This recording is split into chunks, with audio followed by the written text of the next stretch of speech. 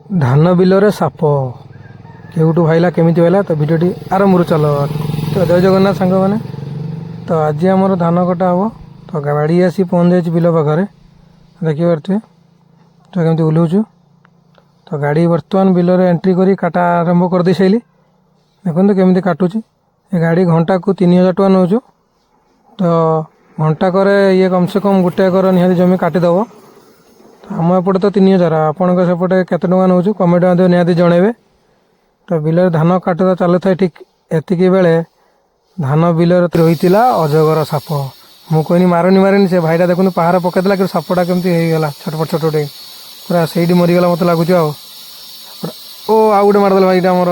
ଭାଇ ମାରନି, ମୁଁ କନା କରିଥାଏ ମାରନି, ସେ ପୁରା ମାରି ତାକୁ ମାରିଦେଲେ। ଭାଇ ଆମେ ସାପଟାକୁ ମାରିକି ଠିକ୍ କଲେ ନା ଭୁଲ କଲେ କମେଣ୍ଟ ମଧ୍ୟ ନିହାତି ଜଣାଇବେ।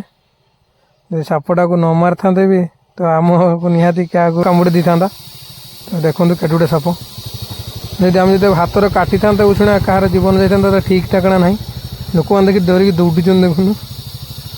ଓ ମାଇ ଗଡ୍, ଏତେ ବଡ଼ ସାପ ଧାନ ବିଲରେ ଲୁଚିକି ରହିଛି।